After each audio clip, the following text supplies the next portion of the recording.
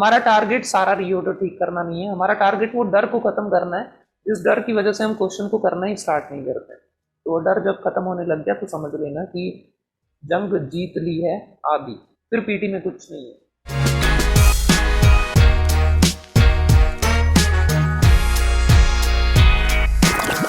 फिलहाल एक बार reading live session का डे सेकंड स्टार्ट करते हैं। रीडिंग लाइव सेशन का जो हमारा पहला दिन था, डे 1 जो था, डे 1 में हमने रीडिंग लाइव में रीऑर्डर पैराग्राफ टॉपिक को पढ़ा था। और रीऑर्डर पैराग्राफ में हमने कुछ बेसिक से जो रूल्स से जो बेसिक कंसेप्ट थे उनको हमने पढ़ा था। रीऑर्डर पैराग्राफ में हमने कुल मिला के 2 कंसेप्ट के बारे में पढ़ा था, पहला और दूसरा। 2 रूल जो है बेसिक स्टार्टिंग हमने वहीं से की थी।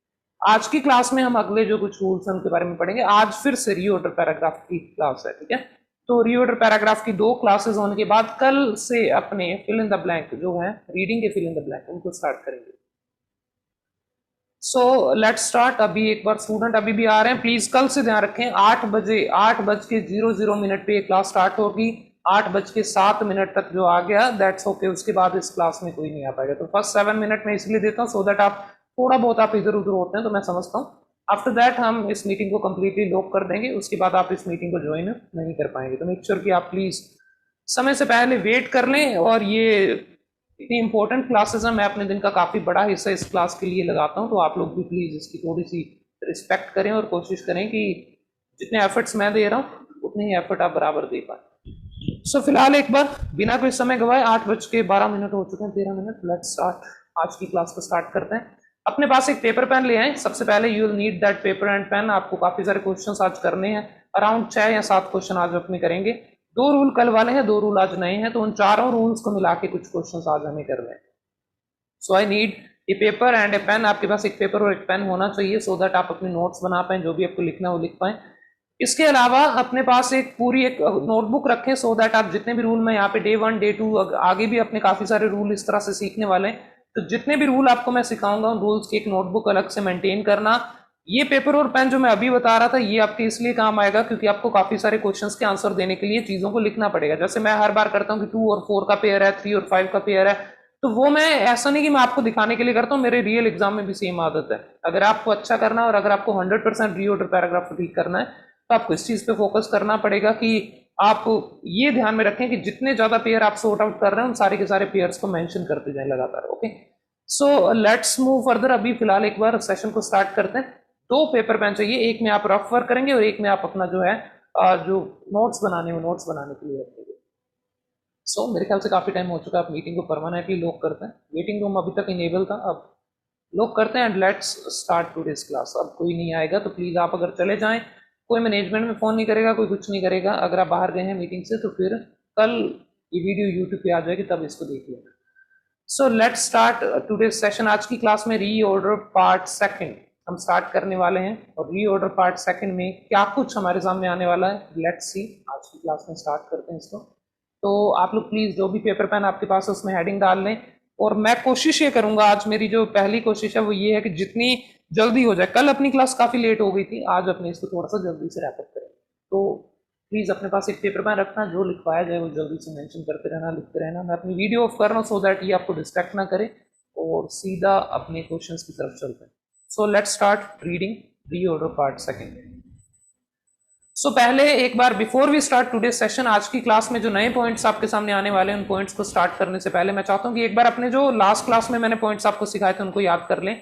Last classes points to remember, पिछली क्लास के जो पॉइंट्स टू रिमेंबर थे उनको थोड़ा सा याद कर लेते हैं। तो जो पॉइंट्स थे आइए उनको एक बार देख लेते हैं थोड़ा सा ध्यान से। सबसे पहला reorder paragraph 1 point two remember में जो कल मैंने पहला पॉइंट आपको करवाया था वो था ये, if any of sentence in reorder paragraphs contains, अगर किसी रीऑर्डर पैराग्राफ में कोई सेंटेंस आपके सामने आता है जिसमें आपके सामने एक ऐसी इंफॉर्मेशन दे रखी है, उसमें कुछ ऐसी इंफॉर्मेशन है जिसमें एक नाउन विद इनडेफिनेट आर्टिकल, ये मैंने कल आपको बताया था कि 3 इनडेफिनेट आर्टिकल्स हमारे पास होते हैं। 3 कौन कौन से सर? पहला ए, एन एंड एक फाई। इन तीनों के साथ अगर आपको कभी भी कोई नाउन लिखा हुआ दिख जाए यहाँ पे तो समझ लेना कि आपको इस नाउन को दूसरी कहीं किसी जगह पे ढूंढना है। अगर एक जगह पर दूसरी जगह पर ये सेम नाउन आपको लिखा दिख गया दा के साथ, तो इन दोनों को आपस में क्या बनाया जाएगा? पेयर बनाया जाएगा। ये मैंने आपको पहले बता दिया था, कल की क्लास में हमने कुछ इसके एग्जाम्पल भी किए थे। फॉर एग्जाम्पल कहीं पे अगर आपको लिखा हुआ दिखता है ए मार्कर और किसी दूसरे सेंटेंस में लिखा हुआ दिखता है दा मार्कर, तो पहले ए मार्कर वाला सेंटेंस आएगा एंड देन कौन सा वाला आएगा, द मार्कर। इन दोनों का आपस में क्या बनेगा, पेयर। याद रखें कि ये रूल केवल कल की क्लास के लिए नहीं थे, ये रूल रीऑर्डर पैराग्राफ के हैं। आप कभी भी रीऑर्डर पैराग्राफ करें, चाहे कल की क्लास में थे चाहे आज की क्लास में करेंगे, ये रूल आपके काम आएंगे। तो पहला रूल मैंने ये पढ़ाया था। Moving further, rule number second जो कल हमने पढ़ा था वो हमें बात करवा रहा था कि if any sentence in A reorder paragraph contains this, these and such, ये 3 वर्ड अगर आपको किसी भी सेंटेंस में दिख जाएं तो तुरंत समझ लेना कि आपका एक पेयर वहां पे गारंटीड ठीक होने वाला है। रूल क्या था कि अगर आपको दिस के साथ कोई नाउन लिखा दिखा, जैसे दिस बुक लिखा दिखा, तो आपको ये ढूंढना है कि इस बुक के बारे में बात और कहां पे हुई है। जिस सेंटेंस में बुक की बात हुई उसको ऊपर रखेंगे और ये दिस बुक वाला जो सेंटेंस है इसको बिल्कुल इसके नीचे ले आएंगे। इस तरह से इन दोनों का एक पेयर बनेगा। ये जो पेयर है, ये जो पेयर बनाने का तरीका मैंने कल बताया था, कल हमने कुछ क्वेश्चंस भी किए थे उनमें हमने देखा था। इसी तरह से दीज के साथ भी हो सकता है। याद रखें दीज के साथ अक्सर प्लूरल नाउन आएगा। ये वैसे भी फिल इन द ब्लैंक का भी एक इंपॉर्टेंट एस्पेक्ट है। जैसे दीज ब्लैंक्स, और फिर दूसरी किसी जगह पे क्या लिखा हुआ है आपके सामने, ब्लैंक्स। तो जब आपको ऐसा कुछ दिख जाए दीज ब्लैंक्स और बाकी जगह पे ब्लैंक्स लिखा हुआ है, तो आप ये ब्लैंक्स वाले को कहां पे रखेंगे, ऊपर रखेंगे और इसके बिल्कुल नीचे कौन सा वाला आ जाएगा, दीज ब्लैंक्स। इन दोनों का पेयर बन जाएगा। तो पेयर बनाने के रूल मैं आपको सिखा रहा हूं। 2 रूल मैंने कल सिखाए थे, अब फिलहाल वक्त हो चला है कुछ नए रूल सीखने का। Let's start today's class. अब आगे चलते हैं। So let's begin now. Copy pen उठा लें एंड समझते जाना। जहां समझ ना आए तुरंत चैट बॉक्स में अपना क्वेश्चन डाल देना। और मैं अभी एक आज की क्लास एक नया काम जो अपने स्टार्ट कर रहे हैं। आवाज आ रही है कि सबके पास? चेक कर लो। सर ऑडियो नहीं सुन रही, कुछ बच्चे कह रहे हैं।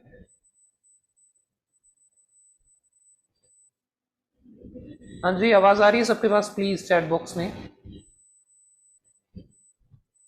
जी, yes sir, okay report, thank you. तो अगर कहीं पे किसी के पास कोई ऐसा दिक्कत है ऑडियो का, तो मेक श्योर कि आप अपना इंटरनेट कनेक्शन पहले चेक करें। अगर इस क्लास में 95% बच्चे ये कह रहे हैं कि आवाज ठीक है और केवल 1 या 2 हैं जिनको कोई दिक्कत है, तो प्लीज आप लोग ये चेक करें कि आपका कनेक्टिविटी में दिक्कत होगी। Before spamming the chat box में मैसेजेस डाल डाल के परेशान करने से बेहतर है कि आप 2 मिनट वेट करें। फिर भी दिक्कत रहती है तो फिर मैसेज करना जायज है। सो लेट्स स्टार्ट। अभी शुरू करते हैं आज का सेशन। चलिए, पहला रूल जो आज की क्लास में है, सबसे पहले पॉइंट्स टू रिमेंबर में जो पहला पॉइंट है that is rule of chronology. आज की क्लास में हम इसको पढ़ेंगे। रूल ऑफ क्रोनोलॉजी हमें ये कहता है, क्या कहता है, लेट्स सी। तो ये रूल बताना क्या चाहता है, ये कहता है कि if any reorder paragraph contains year, date और any other word which describe time. अगर आपको किसी भी रीऑर्डर पैराग्राफ में कोई ऐसा वर्ड लिखा हुआ दिखता है, कोई ऐसा सेंटेंस लिखा हुआ दिखता है, या ऐसा कोई मतलब कोई भी ऐसा वर्ड आ गया जिससे टाइम पता चले, जैसे मॉर्निंग हो सकता है, आफ्टरनून, इवनिंग, या फिर बात करें बिफोर, आफ्टर, ये वर्ड जो है ये अक्सर टाइम बताने के काम आते हैं। तो अगर आपको किसी भी रीऑर्डर पैराग्राफ में ऐसा कोई वर्ड दिख जाए जो कि टाइम को डिक्टेट कर रहा है, तो आपका काम छोटा सा ये रहेगा कि आपको बस उस टाइम के पैटर्न को फॉलो करना। तो पैटर्न जो है टाइम का, उसको क्या किया जाएगा, फॉलो किया जाएगा। मैं क्या कहना चाहता हूँ, आगे चलते हैं। These sentences should always follow the sequence of chronology. Chronology word का मतलब क्या होता है? इसका मतलब होता है, जैसे मैंने कहा कि मेरे पिताजी का जन्म 1967 में हुआ था। इसके बाद उन्होंने 1987 में अपना जो है ग्रेजुएशन पास किया था। इसके बाद 1997 में जॉब मिली थी। इसके बाद 2000, इस तरह से ये जो सीक्वेंस आगे से आगे बढ़ता जा रहा है, इसको क्रोनोलॉजी कहा जाता है। क्रोनोलॉजी होता है समय का सीक्वेंस, आप ये कह सकते हैं।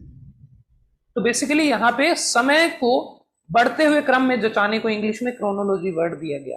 तो क्रोनोलॉजी का सीक्वेंस जो है वो हमेशा रीऑर्डर पैराग्राफ फॉलो करते हैं। इसका मतलब क्या होता है? इसका मतलब ये होता है कि अगर कभी किसी रीऑर्डर पैराग्राफ में आपको ये दिखे कि साल दे रखे हैं, तो सालों को बढ़ते क्रम में लगाना है। अल्टीमेटली आपके लिए काम की बात क्या है?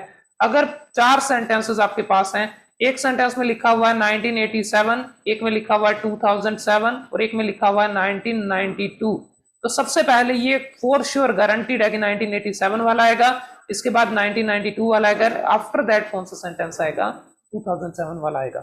समय हमेशा बढ़ते क्रम में आता है। बट अभी खेल खत्म नहीं है, मेक श्योर कि आप पूरा सुने, तब जाके आपको समझ आएगा कि मैं क्या कहना चाहता हूं। या सो अगला पार्ट क्या है, बट रिमेंबर, इस चीज को ध्यान रखें कि this is a rule of sequence and not rule of pair. ये जो रूल मैं आपको बता रहा हूं, ये रूल सीक्वेंस का रूल है, पेयर का रूल नहीं है। What do that mean, what does that mean? इसका मतलब क्या निकल के आता है? इसका मतलब ये निकल के आता है कि अगर कभी ये 1987, 2007, 1992 दिखे, तो तो आप ऐसा नहीं करेंगे मूर्खता कि 1987 के बिल्कुल बाद ही 1992 आएगा, कि सर ने कहा था बाद में आएगा। बाद में आएगा दैट डजंट मीन कि बिल्कुल बाद में आएगा। मतलब कहीं आप इन तीनों को आपस में मिला के पेयर बना दें, ये कंफर्म है देखो कि 1987 के बाद ही 1992 आएगा, पहले 1992 नहीं आ सकता, ये कंफर्म है। लेकिन क्या ये जस्ट बाद में आएगा, या फिर हो सकता है इनके बीच में एक सेंटेंस हो रहा था जिसमें कोई साल ही ना दिया हो, ये भी हो सकता है। तो ये क्वाइट पॉसिबल है कि यहाँ पे बीच में एक ऐसा सेंटेंस आ जाएगा जिसमें कोई साल नहीं दे रखा। बट हाँ, ऐसा कभी नहीं होगा कि 1987 हो गया, उसके बाद सर यहाँ पे 2007 हो गया और उसके बाद 1992 आ रहा है, क्योंकि 2007 बाद में आया था, तो इसकी जो सीक्वेंस है वो बाद में आएगा कहीं ना कहीं। पेयर का रूल नहीं है, सीक्वेंस का रूल है। इस बात से मेरा बस एक ही जो मतलब है वो निकलता है, तात्पर्य यही निकलता है कि भैया इनको पेयर में रखने से पहले थोड़ा सोच लेना। मैं ये भी नहीं कह रहा कि पेयर नहीं बनेगा, पेयर बन सकता है, बट थोड़ा सा अवेयर होके, थोड़ा सा आंख कान नाक खोल के सोच लेना कि किस तरह से इनको सीक्वेंस में लगाना है। आई होप आपको समझ आ गया होगा। तो अगर आपके सामने 4 सेंटेंसेस हैं, साल दे रखे हैं, तो सालों को थोड़ा सा दिमाग लगा के ऑर्गेनाइज कर देना। अब इसके कुछ क्वेश्चंस करते हैं अपने। पहला क्वेश्चन आपके सामने आ रहा है, इसी रूल को प्रैक्टिस करने का एक मौका मैं आपको दे रहा हूं। मेक श्योर कि आप इस रूल को थोड़ा सा ध्यान से समझ लें एंड प्रैक्टिस करते हैं। चलिए क्वेश्चन इसके ऊपर मैं आपके सामने रख रहा हूं। ये पहला क्वेश्चन है आज की क्लास का, और ये क्वेश्चन जो है ये रियल एग्जाम से ही उठाए गए हैं कुछ। ये तो जो है ये मेरे ख्याल से किसी प्रैक्टिस साइट से उठाया गया क्वेश्चन है, बट आपको अगर आप थोड़ा सा नोटिस करें तो इस क्वेश्चन में आपको कुछ समय लिखे हुए दिखाई दे जाएंगे। फॉर एग्जाम्पल यहाँ पे आपको 1776 लिखा हुआ दिखाई दे रहा होगा, मेरे ख्याल से साल दिख रहा है, और एक सेंटेंस में 1789 दिख रहा है। मैं खुद पॉइंट आउट कर रहा हूं सो दैट आपके लिए थोड़ा सा आसान हो जाए। और तीसरे में दिख रहा है 1550। ये 3 साल है, और 2 सेंटेंसेस में कोई साल नहीं है, जैसे सेकंड में कोई साल नहीं है और फिफ्थ में भी कोई साल नहीं है। तो इनको कैसे ऑर्गेनाइज करते हैं आप लोग, ये देख लो, थोड़ा सा दिमाग लगा लो, फिर अपने दूसरे रूल की तरफ चलेंगे और फिर क्लास में लास्ट में कुछ प्रैक्टिस करेंगे। तो ये हमारी आज की क्लास का होने वाला है सीक्वेंस। Best of luck. अब इस क्वेश्चन को करने के लिए मैं कुछ टाइम आप लोगों को दे रहा हूं, ताकि आप लोग इसको थोड़ा सा बेहतर तरीके से प्रैक्टिस कर पाए। जी, स्क्रीन पर टाइमर आपको दिख रहा होगा, टाइमर ऑन करते हैं। टाइमर आपको कुल मिला के 2 मिनट का मिलेगा। चलो 2 मिनट 30 सेकेंड, ये बहुत होगा। Your time starts now.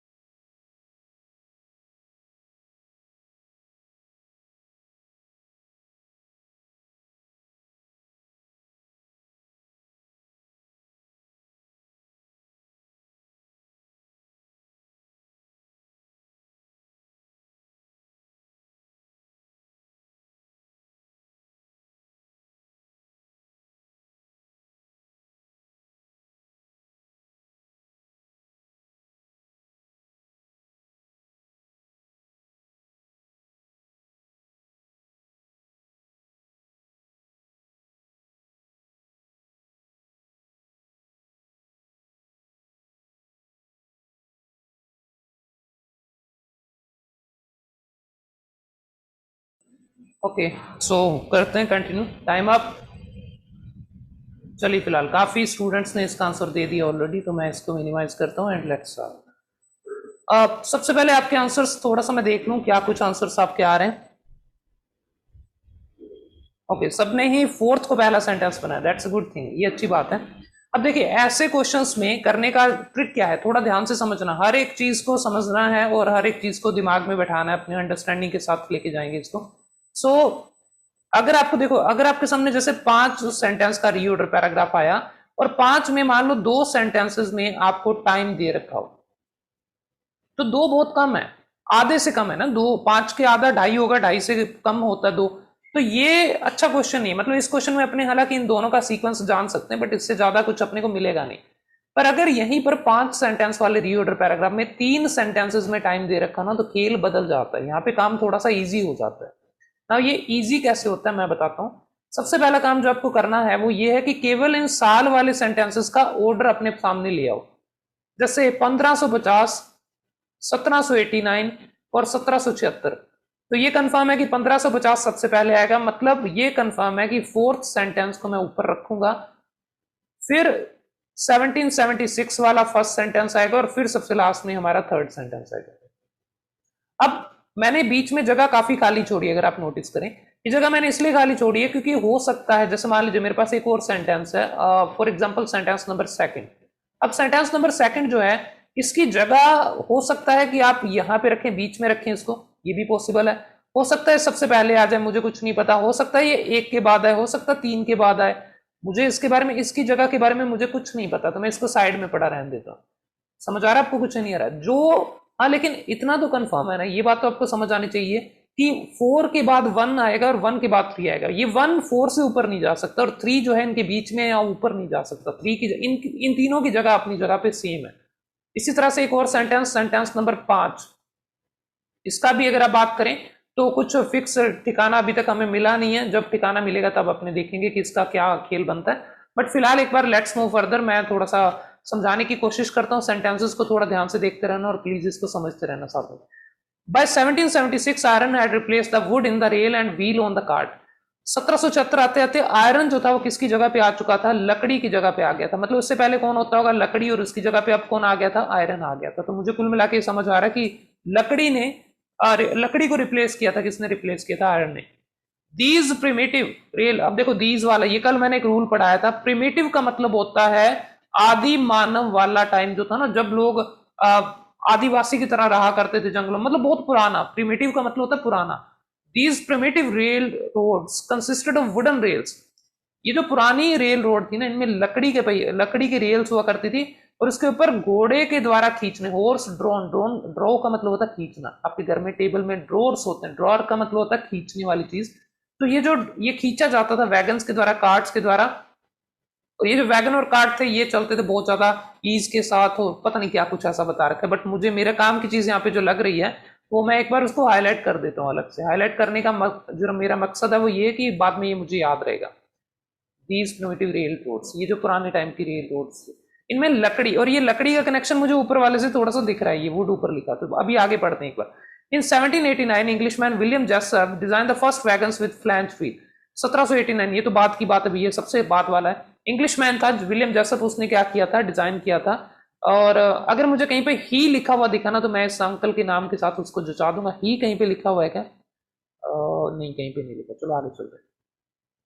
Roads of rails called wagonways were being used in Germany as early as 50। कल के दिन में भी ये लेसन सीखा था, जगह का नाम और समय एक साथ आ जाए तो ये पहला सेंटेंस होता है। ये चौथा सेंटेंस वैसे भी सबसे ऊपर आना था, तो मुझे लगता है कि चौथा सेंटेंस पहले नंबर पे आएगा। अब देखो इससे क्या कंफर्म हुआ, इससे ये, एक तो ये कंफर्म हुआ कि 2 और 5 में से कोई भी पहले नंबर पे नहीं आएगा। मतलब या तो 2 5 यहाँ पे आ सकते हैं, 2 5 ऐसे आ सकते हैं, या हो सकता है कि 2 ऊपर आ जाए 5 नीचे आ जाए, या 2 और 5 दोनों नीचे, या 5 तो अभी उसके बारे में कुछ नहीं पता, बट इतना कंफर्म है कि 4 से पहले कोई सेंटेंस नहीं आ सकता। ओके, तो शुरू करते हैं 4 से पढ़ना। Roads of rail called wagonways were being used in Germany as early as 1550 से ये जो रेल के पहिए हैं वो शुरू हो रहे हैं, बनने शुरू हो चुके हैं। अब एक बार मैं चेक करता हूं कि इसका 1 के साथ कोई कनेक्शन है क्या। देखो अगर 4 और 1 का सीधा कनेक्शन हुआ ना, तो फिर मैं बीच में 2 और 5 को रखूंगा नहीं। By the 1760s 1776 iron had replace the would. अब चौथे में कहीं पर वुड की बात नहीं हुई थी, लेकिन वुड की बात दूसरे में हुई थी, और दूसरे में एक और बात मुझे दिख रही है, प्रिमिटिव। प्रिमिटिव होता पुराना, और ये जो 1550 है भैया, कितना पुराना साल है, आप सोच सकते हैं, ये आज से 400-500 साल पुरानी बात है। तो 1550 तो बहुत पीछे की कहानी चलेगी, और इन्हीं को प्रिमिटिव कहा।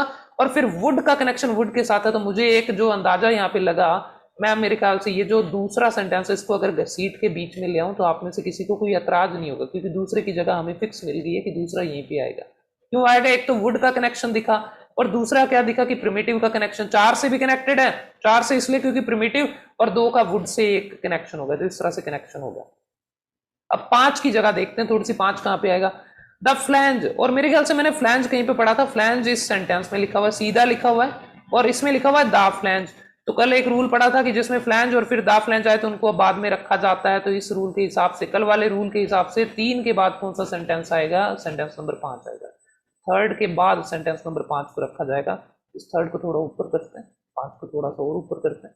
इस तरह से करेक्ट आंसर जो आया वो ये निकल के आया, 4 2 1 3 5। अब आप लोग प्लीज चेक करें, जिन्होंने अपना करेक्ट आंसर दिया, जिनका आंसर बिल्कुल ठीक है, वो प्लीज चैट बॉक्स में CR, करेक्ट का CR लिख के सेंड करें, सो दैट मैं देख पाऊं कि कितने स्टूडेंट्स जो हैं वो ठीक कर रहे हैं।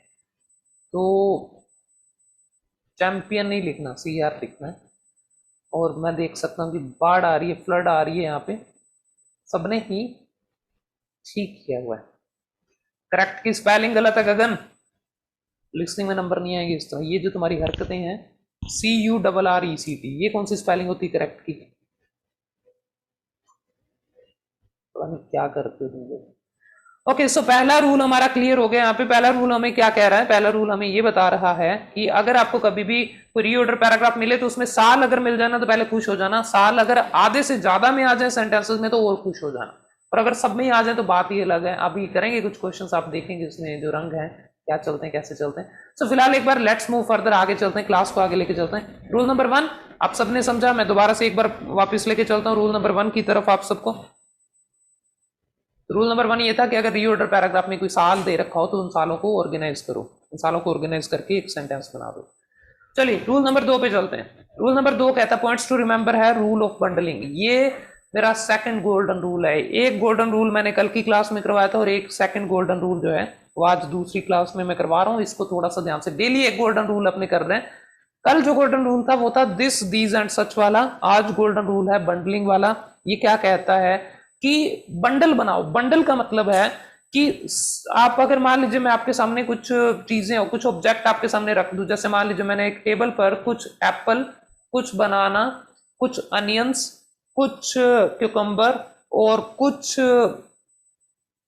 पाइनएप्पल्स रख दिए मान लीजिए। अब मैंने जो रखा है, ये 5 चीजों का नाम मैंने बोला, इन 5 में से 3 जो है वो फ्रूट्स थे और 2 जो है वो वेजिटेबल्स थे। तो मैं अगर आपको कहूं कि इनको अलग अलग बांटो, 2 ग्रुप में बांटो, तो आप एक जो बेसिक एक ह्यूमन माइंड जो है, जो कॉमन सेंस है, वो क्या कहेगा कि जो फ्रूट्स है उनको अलग कर दो और जो वेजिटेबल्स है उनको अलग कर दिए जाए। इस तरह से आप इनको 2 हिस्सों में बांट सकते हैं, बड़ा इजीली इनको 2 हिस्सों में बांटा जा सकता है। सिमिलरली रीऑर्डर पैराग्राफ में भी अक्सर आप देखेंगे कि 2 तरह के सेंटेंसेस, 5 सेंटेंस है, लेकिन 5 सेंटेंस को 3 और 2 के ग्रुप में बांटा जा सकता है। 3 सेंटेंस एक चीज की बात करते हैं और 2 सेंटेंस एक चीज की बात करते हैं। और इस तरह से अगर आप इनको बांट दे तो रीऑर्डर पैराग्राफ के बाद, इसके बाद करने के लिए कुछ खास होता नहीं है रीऑर्डर पैराग्राफ में। आज की क्लास में इन्हीं रूल्स को हम इंप्लीमेंट करते हुए भी देखेंगे। तो मेक श्योर कि जो मैं सिखा रहा हूं इन चीजों को साथ की साथ आप समझते भी जाएं, लिखते भी जाएं, और ये कोशिश करो कि इन क्वेश्चंस में साथ के साथ इंप्लीमेंट करके भी देख लेना। क्योंकि कहीं ऐसा ना हो कि आपके मन में एक वहम जो कईयों को होता है कि सर आप जो क्वेश्चंस करवाते हैं वो क्वेश्चन हम इंप्लीमेंट नहीं कर पाते। अगर आप पूरी मेथोडोलॉजी, पूरा प्रिंसिपल नहीं सीखेंगे तो नहीं कर पाएंगे, इंप्लीमेंट नहीं हो पाएगा। रूल ऑफ बंडलिंग क्या कहता है? Let's start. ये कहता है try to bundle the sentences containing the same information together and then rearrange these bundles. भी भैया 5 सेंटेंसेस को खुला तुम घुमाते फिरते हो कि ये कहाँ आएगा, वो कहाँ पे आएगा।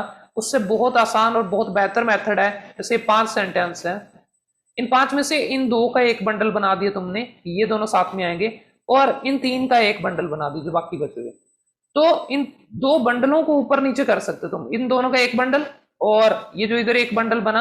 आप चाहे तो इन बंडलों को अब ऊपर नीचे करो कि ये वाला बंडल नीचे आएगा या ये वाला बंडल ऊपर जाएगा। ये काम अगर आप करो तो थोड़ा सा बेहतर है। और बंडल के अंदर जो 3 सेंटेंसेस हैं उनको आप रूल लगा के थोड़ा सा आगे पीछे करके देख सकते हैं। So, मुद्दा क्या है कि बंडल ढूंढने की कोशिश करो, सिमिलर इन्फॉर्मेशन को बंडलों में बांटने की कोशिश करो। लेकिन रूल अभी खत्म नहीं हुआ, आगे चलते हैं। रूल क्या कह रहा है ध्यान से समझते हैं। ये कह रहा है कि आप इन बंडल्स को बनाएं, try to find the middle man. Middle man का मतलब होता है, पंजाबी में कहते हैं बिचोला। बिचोले का मतलब होता है जो दो ग्रुप के बीच का है, मतलब जो दोनों के साथ काम कर सकता है, that is a middle man. वो दोनों के साथ काम करता है। तो ये जो है मिडिल मैन को हमेशा मिडिल में रखा जाता है। बिचौला जो है जैसे एक लड़की की फैमिली, एक लड़के की फैमिली, और जो मिडिल मैन है वो ये बीच में, इन दोनों, ये इसके साथ भी कनेक्टेड और ये इसके साथ भी कनेक्टेड है।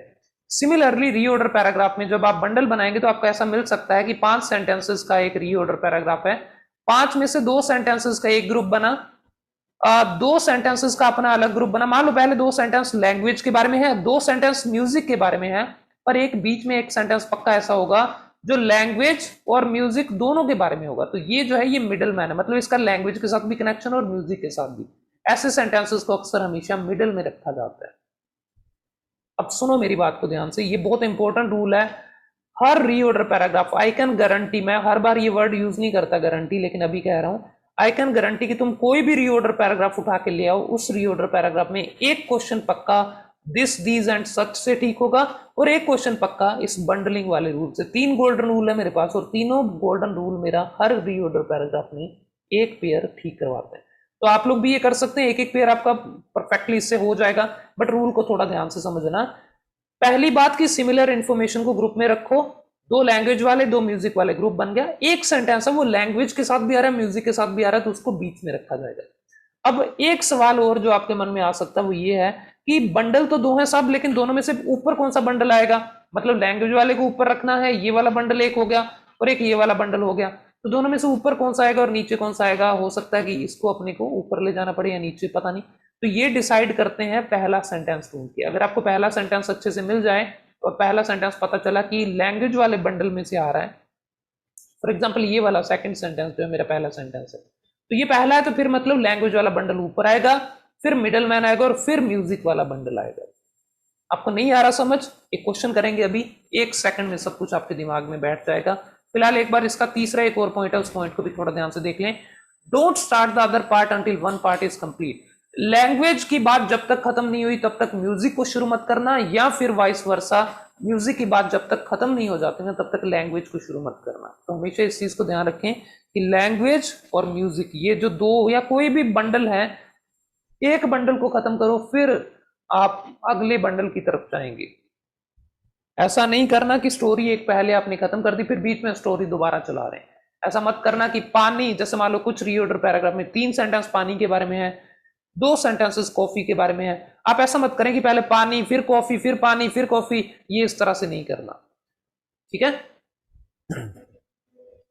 अब चलते हैं, इस रूल को शुरू करने से पहले मैं एक छोटा सा एक्सप्लेनेशन और दे दूं, क्योंकि मैंने अक्सर देखा कि ये रूल जो है अक्सर बच्चे इससे मिसगाइड हो जाते हैं।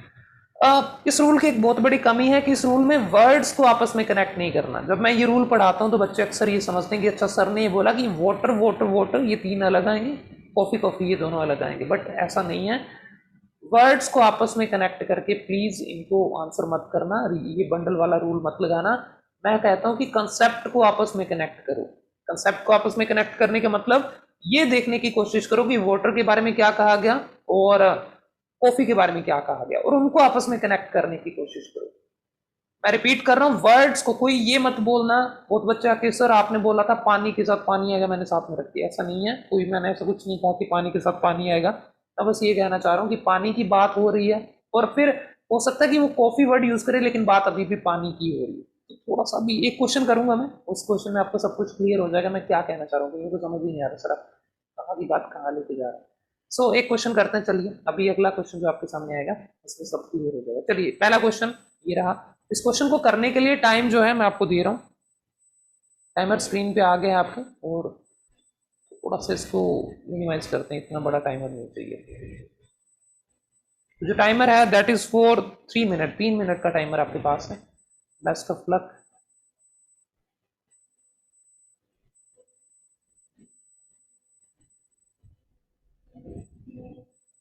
ओके टाइमर आपको दिख नहीं रहा, अब दिख रहा होगा मेरे ख्याल से जी। तो टाइमर 3 मिनट का है। Best of luck. मैं अब माइक ऑफ कर रहा हूँ। रीस्टार्ट कर देता हूँ टाइमर को, माइक ऑफ कर रहा हूँ और आप प्लीज़ अपने आंसर चैट बॉक्स में डालते रहें लगातार। मैं साथ के साथ ही चेक कर रहा हूँ, जिनका ठीक हुआ मैं साथ के साथ आंसर भी ले लूँगा, नाम भी ले दूँगा उनका। Thank you.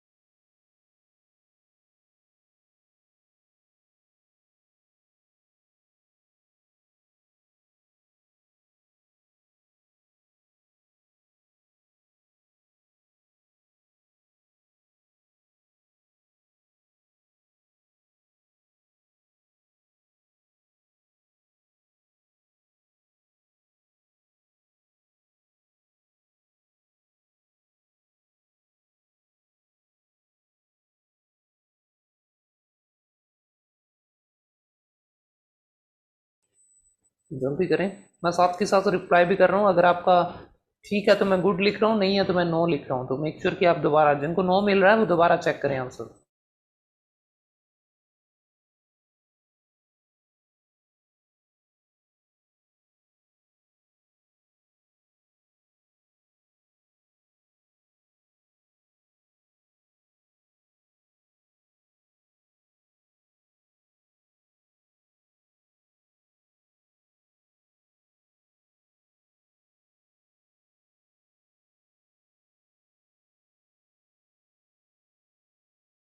Okay so time is up, बस करें। चैट बॉक्स में क्लोज कर रहा हूँ अभी फिलहाल, आप लोग चैट नहीं कर सकते, मैसेज मत करना आप।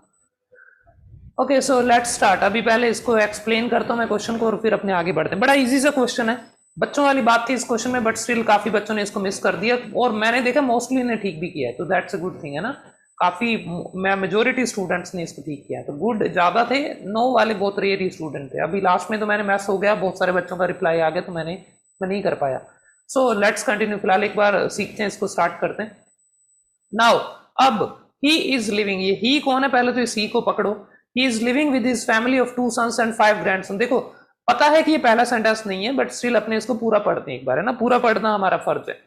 वो अपने 2 बच्चे और 5 पड़पोते उनके साथ, सॉरी 5 पोते जो हैं उनके साथ बेंगलुरु, पोते पोती वट एवर जो भी हुआ, अब पोते ही हैं, ग्रैंड सन्स हैं, तो उनके साथ बेंगलुरु में रहता है, the largest city in the Indian state. ये बेंगलुरु के बारे में बात हो रही है, बट हमारा मेन मकसद है ये ही और हिज कौन है। चलो आगे चलते हैं। It was the first Indian English newspaper to cross the mark of, ये पहला भारतीय न्यूज़पेपर था, अंग्रेजी न्यूज़पेपर था, जिसने ये मार्क पार किया था 1 मिलियन, मतलब 10 लाख कॉपी एक दिन में बेचने का मार्क जो है 6 महीने के अंदर अंदर इसने पार कर लिया था। कौन सा न्यूज़पेपर है भैया? तो देखो ये जो पहला सेंटेंस है ये किसी पर्सन के बारे में बात कर रहा है, दूसरा सेंटेंस किसी न्यूज़पेपर के बारे में बात कर रहा है। At the age of 67 he retired, he फिर से वंस अगेन कौन आ गया, ये पर्सन है। He retired himself from the post of editor in chief of the Hindustan Times and अच्छा, ये मेरे ख्याल से द हिंदुस्तान ये न्यूज़पेपर का नाम भी हो सकता है, and 2 other news channels, but इसमें मेनली बात जो है इस बंदे की हो रही है, 2 न्यूज़ चैनल का नाम भी आ गया इसमें, मुझे नहीं पता ये कौन है। It was started by mister Rajiv Talreja. ये जो है ये स्टार्ट हुआ था, ये पता नहीं कौन है, इट किसके लिए है मुझे नहीं पता।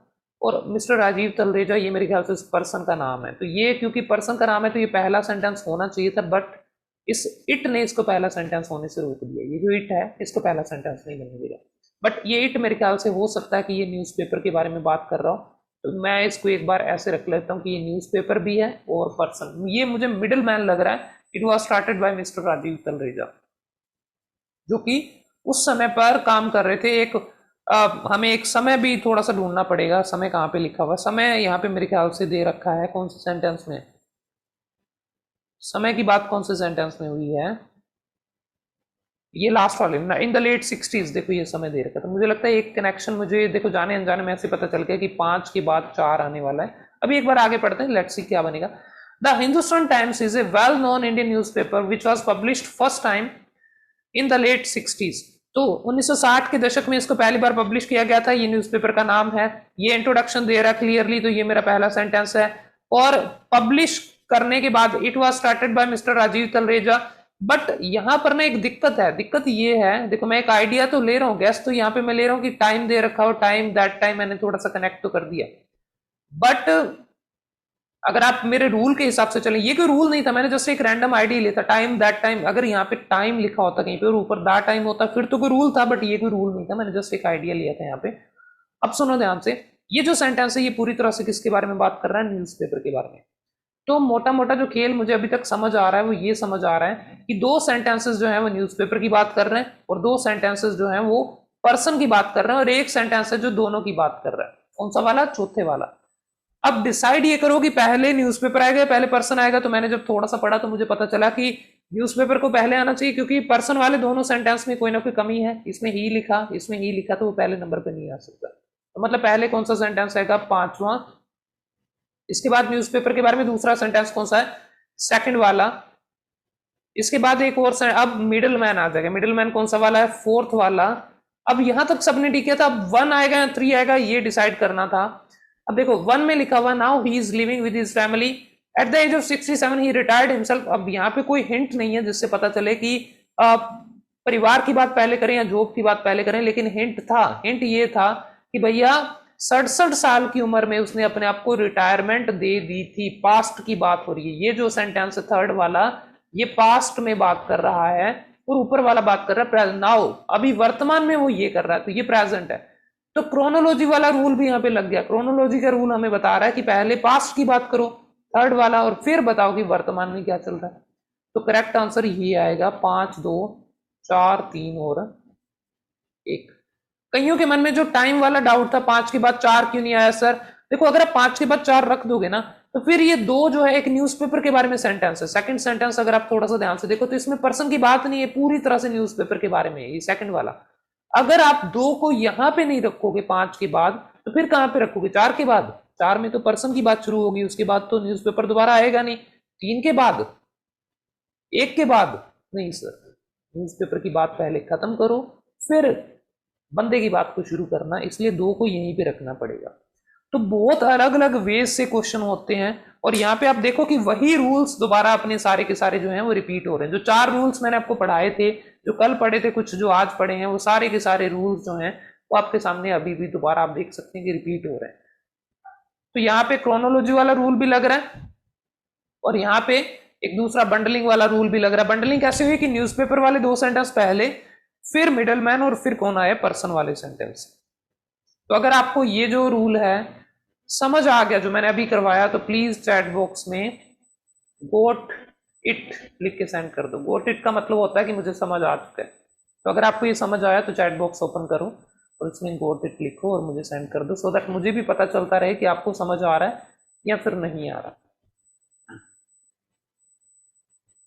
ओके, हाँ जी आ गया। गोट इट सर, सबको गोट इट है, थैंक यू।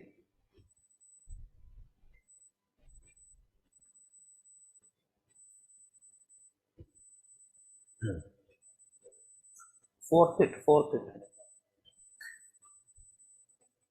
क्वेश्चन सही है, 4 आउट ऑफ 4। संजय कह रहे हैं सर मेरा डाउट है। संजय डाउट लिखो प्लीज, चैट बॉक्स में डाउट लिख दो, जो भी डाउट है आपका।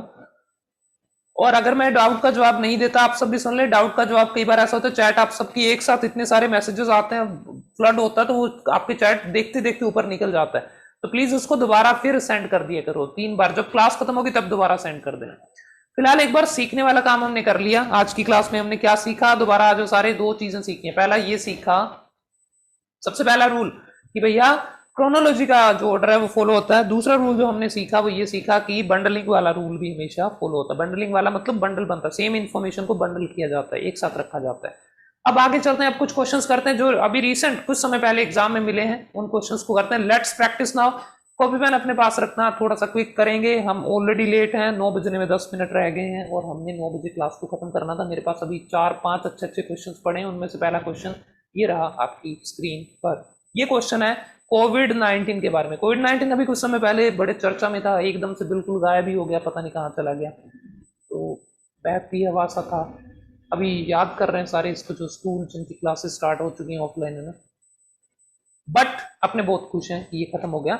ऑस्ट्रेलिया की फ्लाइट्स फाइनली ओपन हुई है। सो अभी बातें नहीं करेंगे ज्यादा और सीधा टाइमर मैं ओपन कर रहा हूं। आपके सामने टाइमर आ चुका होगा। 3 मिनट का टाइमर मैं आपको दे रहा हूं इसको करने के लिए। चलिए 4 मिनट ले लें। याद रखें कि हमारा फोकस उन्हीं रूल्स के ऊपर है जो रूल मैंने आज सिखाए हैं। Best of luck. अपने अपने आंसर चैट बॉक्स में पुट इन करते जाना। सही हुआ तो गुड मिलेगा, नहीं हुआ तो नो मिलेगा।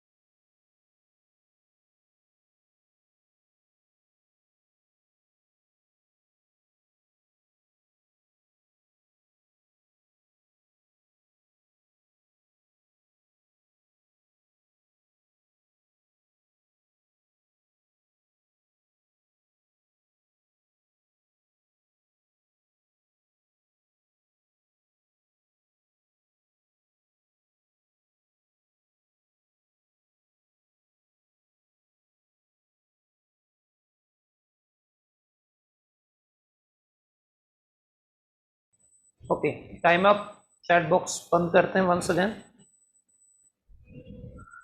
सो लेट्स स्टार्ट। अभी इसका एक्सप्लेनेशन देखो, थोड़ा ध्यान से समझने की कोशिश करो। अब ये कंफ्यूजिंग था, बहुत कम बच्चों ने इसका करेक्ट आंसर दिया। मेरे ख्याल से गिनती में होंगे कुछ स्टूडेंट्स, 10-12 स्टूडेंट्स ही हैं जिन्होंने इसका करेक्ट आंसर दिया। सो क्या था इसका करेक्ट आंसर, कैसे आया और कहाँ से आया? तो लेट्स सी, इसको थोड़ा सा ना कोशिश करते हैं अपने की मैं स्टार्टिंग से एक्सप्लेन करता हूँ एक एक करके। अगर आपको कहीं पे कुछ ना समझ आए तो प्लीज मेक श्योर कि आप चैट बॉक्स में अपने क्वेश्चंस पूछ लेना। मैं जैसे ही चैट बॉक्स खत्म करूंगा अपना एक्सप्लेनेशन, फिर मैं चैट बॉक्स ओपन करूंगा। हाउएवर, क्या ये पहला सेंटेंस हो सकता है? नहीं, ये पहला सेंटेंस नहीं हो सकता। आगे पढ़ते हैं। इट वॉज सून रियलाइज्ड, ये जल्दी पता कर लिया था, that the victims were dying actually because of lack of healthy cells that were rapidly killed by corona virus in a person's body. ये जल्दी पता चल गया कि विक्टिम मर रहे थे, इसलिए मर रहे थे क्योंकि उनके बॉडी से हेल्दी सेल जो है वो खत्म हो रहे थे। पर वो किसकी वजह से मारे जा रहे थे? हेल्दी सेल किसकी वजह से मारे जा रहे थे? कोरोना वायरस की वजह से, पर्सन की बॉडी में। तो कोरोना वायरस कैसे मारता है इसके ये बता रखा है। When WHO announced that disease a pandemic, जब WHO ने इस बीमारी को एक पेंडेमिक घोषित किया, पेंडेमिक का मतलब होता है विश्वव्यापी आपदा। जब WHO ने इसको एक आपदा घोषित किया जनवरी में, इट हैज ऑलरेडी स्प्रेड, ये पहले फैल चुका था। इट्स कंटेमिनेशन, इसने पहले फैला दिया था अपना contamination zone to many countries of the world. कि मतलब जब तक WHO को ये अकल आई ना कि इसको ये कहते हैं पेंडेमिक कहते हैं, तब तक तो ये बहुत फैल चुका था। आगे चलते हैं। इनिशियली इट वाज अज्यूम्ड, देखो ये जो सेंटेंस है, सेकंड जो सेंटेंस है, ये पहला सेंटेंस लग नहीं रहा क्योंकि कौन सी बीमारी है, बीमारी का नाम तो कोई है ही नहीं, पता नहीं है। इनिशियली शुरू में क्या था? It was assumed by many health care workers, शुरू में ऐसा बहुत सारे हेल्थ केयर वर्कर मान रहे थे कि corona virus was deadly as the victim were choked. Choked का मतलब होता है सांस रुक जाना या गला बंद हो जाना, by the infection spreading to the throat. शुरू में लोग मानते थे कि ये इसलिए जानलेवा है, ये कोरोना वायरस इसलिए जान लेता है। मुझे ऐसे कोरोना वायरस का नाम नहीं पता, लेकिन अच्छा नाम लिखा हुआ है सॉरी से।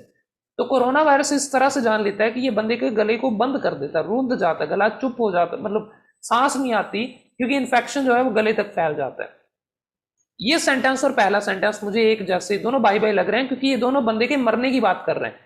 थर्ड कह रहा है कि शुरू में लगता था कि भैया गला रुकने से मरता है, हाउएवर इट वाज सून, फिर बाद में ये रियलाइज हो गया, जल्दी रियलाइज हो गया था कि एक्चुअली बंदा मरता है। एक्चुअली भी लिखा, देखो एक्चुअली बंदा मरता है, अभी वास्तव में कैसे मरता है? वो इसलिए मरता है क्योंकि उसके बॉडी से हेल्दी सेल खत्म हो जाते हैं। तो 3 और 5 का मुझे कनेक्शन दिख रहा है, दोनों का बंडल है। 3 पहले आएगा 5, क्योंकि पहले ये शक था पर बाद में ये रियलाइज हो गया, तो ये 3 और 5 का पेयर बन गया। आगे चलते हैं। In December 2019, a small province named Wuhan in China reported many patients of a new and deadly infection, which was later renamed. अब देखो यहां पे वुहान कैपिटल में लिखा हुआ है जी, सॉरी। तो दिसंबर 2019 में पाया गया कि चाइना के एक वुहान नाम की जगह में एक इन्फेक्शन फैला हुआ है, और वो इन्फेक्शन जो है वो काफी सारे लोगों को, यहाँ पे लिखा है एक जगह पे डेडली, ये डेडली जानलेवा इन्फेक्शन है, जो कि बाद में इसका नाम क्या रख दिया गया? कोविड-19। तो ये मेरे ख्याल से कोविड-19 का एक इंट्रोडक्टरी सेंटेंस है। ये यहाँ पे हमें कोविड-19 की क्या दे रहा है? इंट्रोडक्शन दे रहा है। तो ये मेरा पहला सेंटेंस भी हो सकता है। तो फोर्थ को मैं पहले नंबर पे रख सकता हूँ। आगे देखते हैं फोर्थ के बाद क्या आता है। Soon the same infection which now turned into a disease, अब ये जो इन्फेक्शन था जो कि अब एक बीमारी बन चुका था, इसने other provinces of the country, the country, कौन सी कंट्री की बात है? पूरे टेक्स्ट में कंट्री का नाम केवल एक ही जगह पे आया है, वो यहाँ पे लिखा हुआ, क्या लिखा हुआ है? चाइना।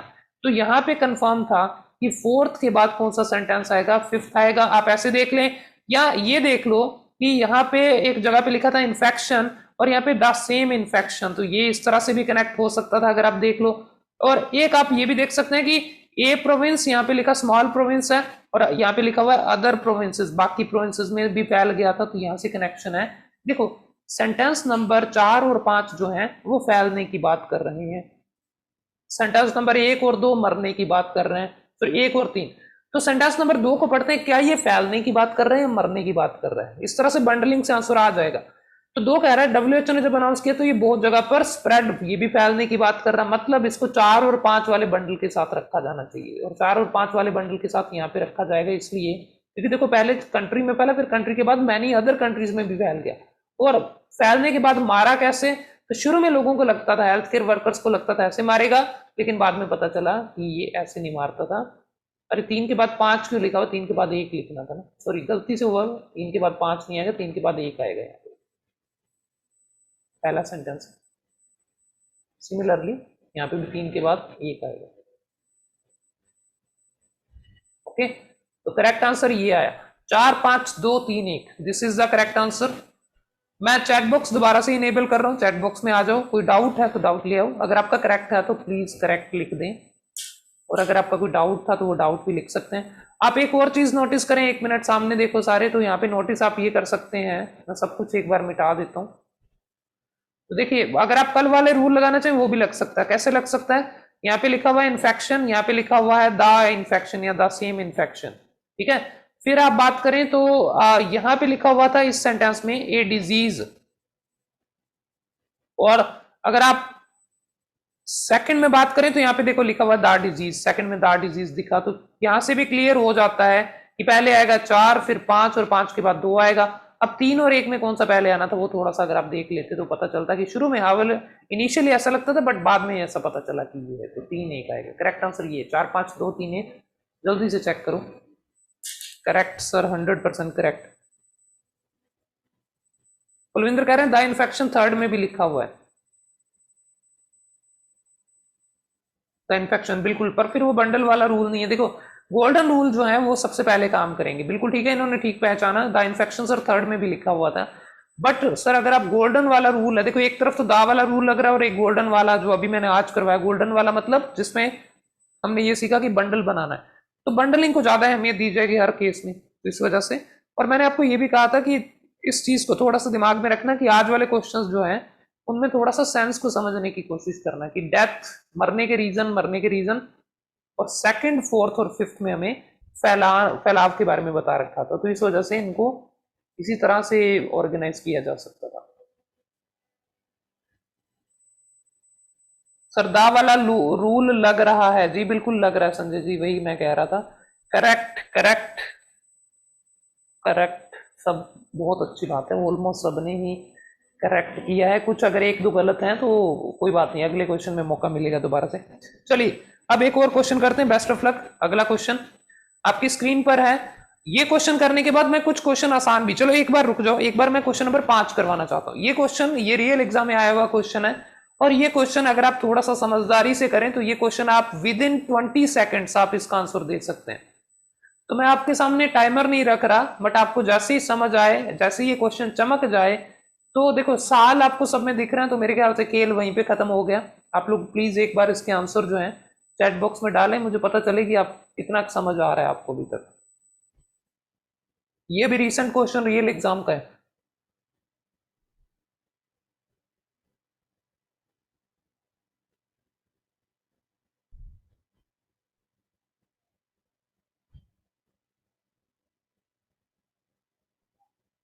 ये हमारे रीडिंग लाइव का पहला क्वेश्चन होगा जिसमें सबने ही करेक्ट आंसर दिया है।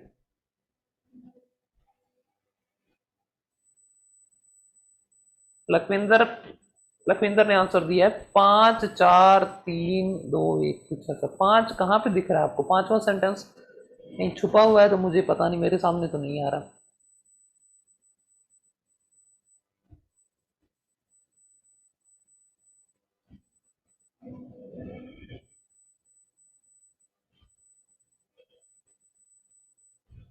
साहिल आप क्या पूछ रहे हैं, मुझे समझ नहीं आ रहा। आप कह रहे हैं सर मेरे एक पेयर बना है, मैंने 4 2 5 3 1 बना लिया इस करके, 3 एक पेयर बना है। करेक्ट आंसर था 4 5 2 3 1 जी, बिल्कुल साहिल आपका एक पेयर बना है, हाँ जी एक पेयर बना है। चलिए थैंक यू, अब बंद करें, बस हो गया टाइम अब। करेक्ट आंसर जो है इसमें, समय देखो, सबसे पहले साल को नोटिस करो, क्या तो मैं अब इसको एक्सप्लेन करूं, जानबूझ के मैं क्वेश्चन ये लेके आया हूं, 2 3 क्वेश्चन ऐसे भी आपको मिल जाएंगे रियल एग्जाम में, तो आ जाओ देखते हैं। सबसे पहले इसमें 909 1909 लिखा हुआ है, इसमें 1970 लिखा हुआ है, इसमें 1917 लिखा हुआ है, इसमें 1900 कौन सा लिखा हुआ है, 67 लिखा हुआ है। करेक्ट आंसर जो है सबसे पुराना कौन सा है, 3, उसके बाद कौन सा है 2, उसके बाद कौन सा है 1, और उसके बाद कौन सा 4। This is correct answer 3214, this was actually the correct answer of this question. इस क्वेश्चन का करेक्ट आंसर यही है 3 2 1 4। ये क्वेश्चन आपको कुछ प्रैक्टिस साइट पे मिल सकता है, क्योंकि ये क्वेश्चन फरवरी और मार्च महीने में काफी चला था, तो ये इस वजह से अभी काफी सारी साइट्स पे अपलोड हो चुका है। तो मेक श्योर कि आप इस क्वेश्चन को अगर चेक करें तो ये वैसे क्वेश्चंस आपके पेपर में आते हैं और ये रियल एग्जाम का ही क्वेश्चन रिपीट हुआ होगा। आगे चलते हैं दोबारा से। तो जो क्वेश्चन मैं आपको अभी करवाने वाला था उस क्वेश्चन पे चलते हैं। साल आपको इसमें भी दिख जाएंगे बट ये क्वेश्चन उतना आसानी से होगा नहीं। Best of luck. You have कितने मिनट्स? You have 4 minutes. चलिए ओके, सो लेट्स स्टार्ट।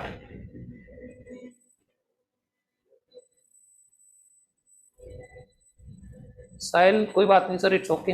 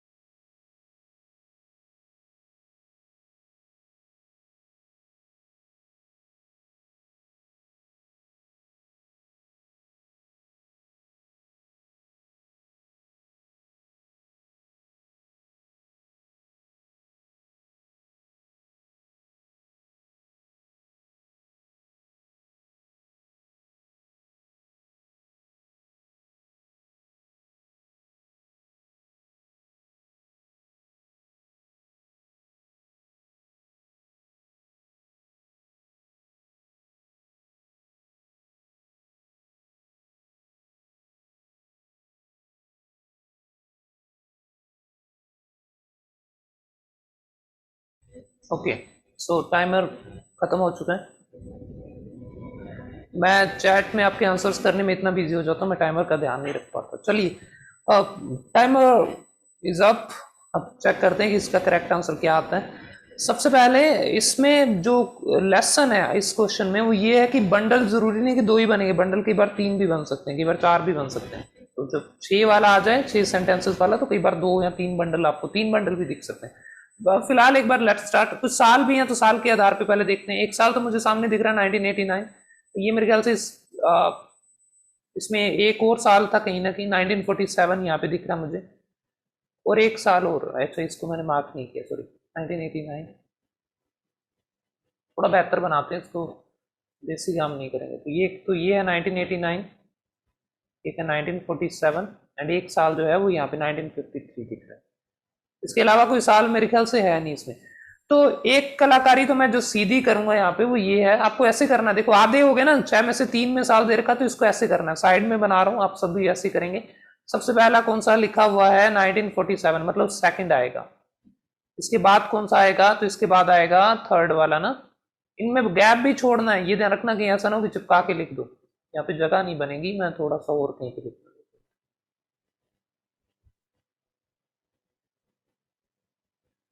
तो मैं इसको इस तरह से ऑर्गेनाइज करते हैं, यहाँ पे लेफ्ट टू राइट चलेंगे, ठीक है, ध्यान रखना है इसका।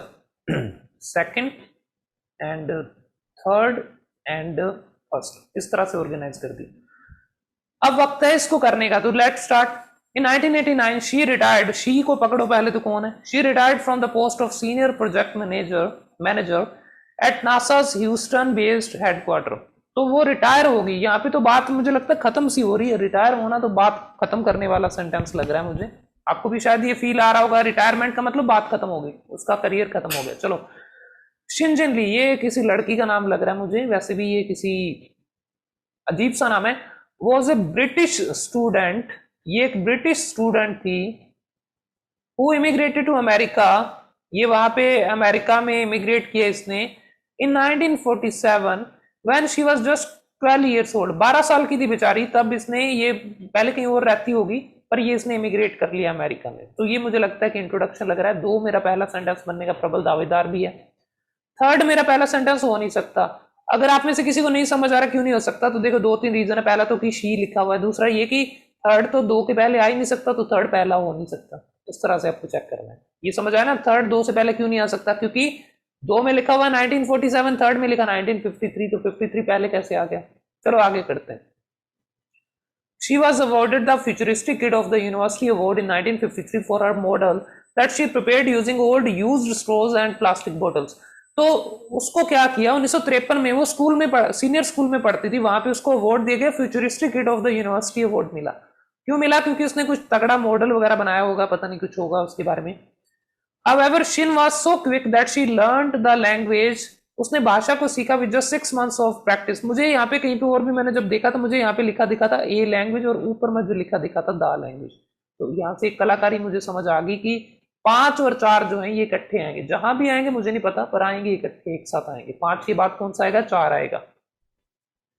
This boosted her interest toward the science subject and in particular the use of science to know the unknown, which was a turning point in her life। ये उसकी जिंदगी में एक टर्निंग पॉइंट था।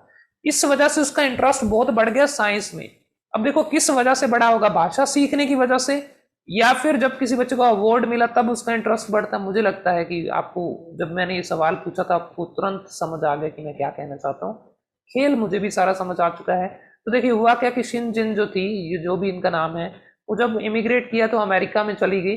अब देखो, अब एक पेयर मुझे जो यहाँ से समझ आया वो ये था कि अवार्ड मिलने की वजह से उसका कॉन्फिडेंस बूस्ट हुआ। इसका मतलब 3 के बिल्कुल बाद कौन सा सेंटेंस आएगा, छठा। तो 3 के बाद 6 मैंने रख दिया। अब आप लोग सियाने बहुत हैं, 5 और 4 का यहाँ पे एक पेयर बनता हुआ मुझे नजर आ रहा है। ये पेयर आपको भी दिख रहा होगा। तो एक सेकंड, हाँ ये सारा उठ जाएगा, ठीक है। तो ये जो पेयर है, इस पेयर को या तो मैं यहाँ पे ले जा सकता हूँ बीच में, आपको दिख रहा है 6 के बाद, या फिर मैं इसको स्टार्टिंग में यहाँ पे रख सकता हूँ। ऐसा नहीं हो सकता है 5 पहले 4 बाद में, क्योंकि ये दोनों साथ में आएंगे। तो या तो ये शुरू में आएंगे या बाद में आएंगे। अब थोड़ा सा देखते हैं कि 5 का कनेक्शन 2 के साथ है या 5 का कनेक्शन 6 के साथ है। जब तुम्हें ये ऐसे करने आ गया ना, उस दिन रीऑर्डर पैराग्राफ तुम्हारे लिए बाएं हाथ का खेल हो जाएंगे। तो ये 5 का 2 के साथ कनेक्शन चेक करो। वो ब्रिटिश स्टूडेंट थी, इमिग्रेट किया था अमेरिका में। देयर किसके लिए आया, अमेरिका के लिए आया है। सर कॉन्ग्रेचुलेशन, मुझे अपना आंसर मिल गया। आपका मुझे पता नहीं, पर मुझे आंसर मिल गया। ये करेक्ट आंसर था 2, 5, 4। 3 6 1 ये करेक्ट आंसर था।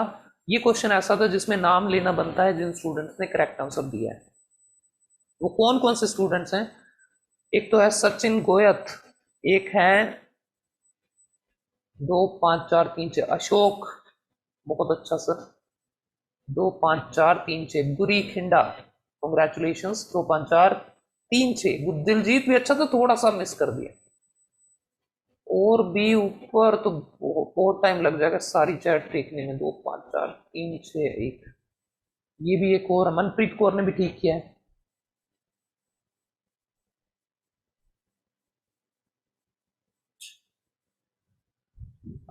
Thank you very much. Sahil कह रहे हैं सर मैं पहली बार पीटी में इस तरह से रीऑर्डर पैराग्राफ कर रहा हूँ, मुझे 1 मंथ ही हुआ है और पहली बार मैं इस तरह से कोशिश कर रहा हूँ और पेयर बन पा रहे हैं। बहुत अच्छी, कॉन्ग्रेचुलेशन साहिल, कोशिश करते रहेंगे, अपने सारे ही बनाएंगे, है ना। चलो, सो करेक्ट आंसर सबने देख लिया। अब इस क्लास को करते हैं रैप अप, इस क्लास को खत्म करते हैं। आज की क्लास में हमने 2 नए रूल सीखे।